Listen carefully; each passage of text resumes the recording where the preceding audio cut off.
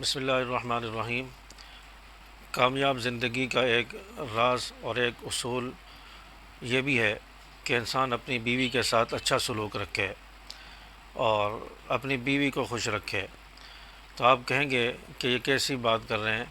تو یہ میں حقیقت پر مبنی بات کر رہا ہوں، اور بہت سارے بزرگوں نے، بہت سارے ایسے دوستوں نے اور اپنا عمل اور تجربہ بھی بتایا ہے کہ جس انسان کی گھر کی زندگی اچھی ہو، بیوی کے ساتھ حسن سلوک ہو، تو انشاءاللہ اس کی زندگی اچھی گزرے گی اور یہ پریشانیوں سے، ڈپریشن سے آزاد رہے گا، اور یہاں تک کہ بیماریوں سے بھی یہ انسان بچا رہے گا۔ تو اپنی بیوی کے ساتھ انسان کا سلوک اچھا ہونا چاہیے، اور جس انسان کا بیوی کے ساتھ سلوک اچھا نہیں ہے اور گھر میں ہر وقت انبن رہتی ہے، نہ چاکی نہ اتفاقی رہتی ہے، تو ایسا شخص پھر ڈپریشن کی زندگی گزارے گا، ایسا شخص پریشانی کی زندگی گزارے گا۔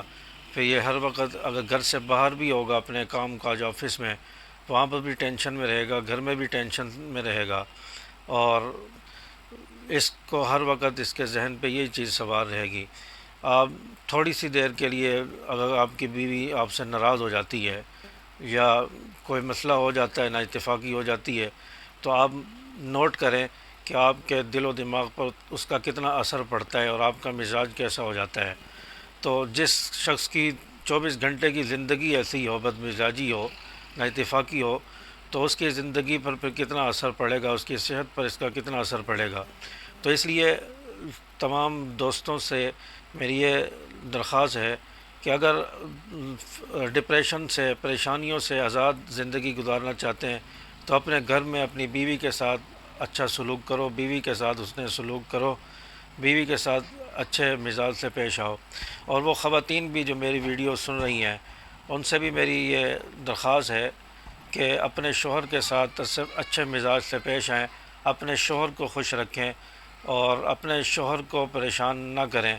تو یہ جو ہے بہت غلط بات ہے اور اسلامی تعلیمات کے بھی خلاف ہے۔